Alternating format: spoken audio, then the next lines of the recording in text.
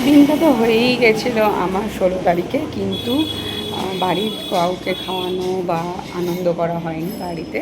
ওই পিয়া দিদি, রনি যেটুকুনি সারপ্রাইজ দিয়েছিলো ওইটুকুনি ছিল। ইচ্ছা ছিল এই বছরের জন্মদিনটা আমি খুব আনন্দ করে কাটাবো, কারণ কি সন্দেশ আছে বলে। তো আমিও তাই ডেট ঠিক করে নিয়েছিলাম ঠিক 23 তারিখ, 23শে জুন। কারণ 16ই জুন আমার জন্মদিন গেছে, 23শে জুনটা ঠিক করেছিলাম এটারই জন্য, কারণ কি আমার ওমের আজকে 1.5 বছর হবে, 1.5 বছর এসে পড়বে। তো কিছুক্ষণও হয়নি, এখানটায় প্ল্যানিং করা আছে প্রত্যেকবারের মতো কিছু করব। কেকও অর্ডার দেওয়া হয়ে গেছে, কেকও রেডি। তো আমি তো বারবারই দিয়ার থেকেই নিই কেক। তো ও পুচকুকে এটা গিফট করেছে ওর 1.5 বছরের জন্মদিনেতে। তো তোমরাও যারা নাও নি এখনও অবধি, তো আমার থেকে জানতে পারো। খুব টেস্টি হয় ওর হাতের কেক এবং খুব কিউট হয় কেকগুলো।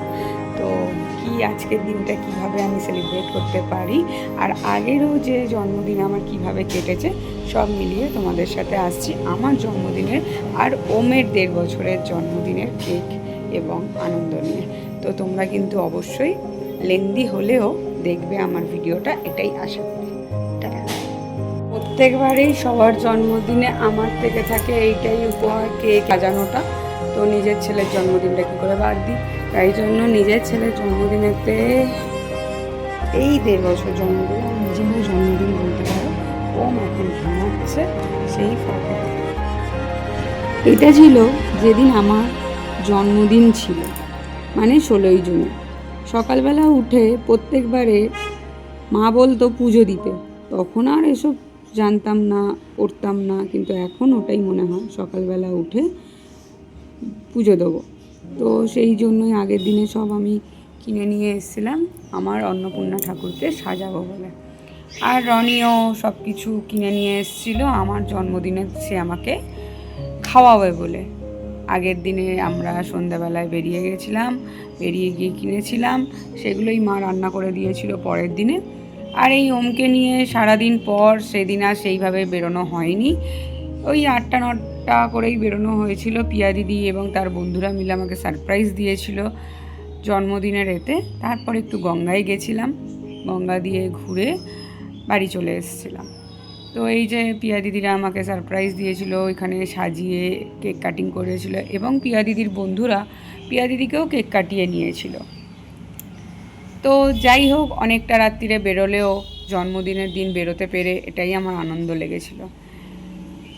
এবার চলে আসি সেই দিনটা, যেই দিনটা বাড়ির সবাইকে নিয়ে অনেক দিন ধরেই আনন্দ করব বলে ভেবে রেখেছিলাম, 23 তারিখটা। কারণ 23 তারিখে মানে আমার সন্দেশ হয়ে যাচ্ছে 1.5 বছরে। তো একা একা সব কিছু সাজিয়েছিলাম, একটু তো না সাজালে হয় না। তাই আমার জন্মদিনের খাওয়ানো হিসাবে সবাইকে নেমন্তন্ন করলেও মেনলি 23 তারিখের কেকটা ওর নাম করেই কেটেছিলাম আমি। আর কেকটা তো দিয়েছিল দিয়া, বারবারই তোমাদের বলি। তো এত কিউট হয়েছিল, ছেলেকে কোলে নিয়ে পাঞ্জাবি পরিয়ে কাটিয়ে নিয়েছিলাম তার 1.5 বছরের জন্মদিনের কেকটা। স্মৃতি হয়ে থাক দিনটা আমার কাছে, বারবার ফিরে আসুক তার এই হাসি মুখটা, মা হয়ে এটাই আমি চাই। আমার জন্মদিনে খাওয়ানোর থেকেও বা আনন্দর থেকেও আমার ছেলের মুখের হাসিটা আমার কাছে এখন অনেকটা প্রায়োরিটি। এটা হয়তো প্রত্যেকটা মায়ের কাছেই হয়ে যায়। অনেক বড় হোক, মানুষের মতন মানুষ হোক এবং সবাইকে সম্মান করুক, এটাই আমি মা হয়ে চাই। তো কেক কাটিংয়ের পর তার দাদু তাকে পয়সা দিয়ে দিয়েছিল, এবং আমাকে মেজো আন্টি এবং ছোটো আন্টি মিলে আশীর্বাদের টাকা দিয়ে দিয়েছিল আমার জন্মদিনের গিফট বাবদ। তো ওম সোনা এরকমভাবে সেজেছিল আর কেক মেখে ভূত হয়েছিল। আমার সন্দেশকে ভালোবাসা দিয়েছো তোমরা বারবার, আবারও দিও, অনেক আদর দিও, ভালোবাসা এবং আশীর্বাদ। তোমাদের আশীর্বাদেই যেন ও অনেক বড় হয়ে ওঠে। আবারও আসবো নতুন কোনো ভিডিও নিয়ে খুব তাড়াতাড়ি তোমাদের সাথে।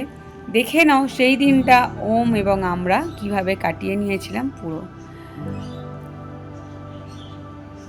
টাটা, বাই বাই, ভালো থেকো তোমরাও।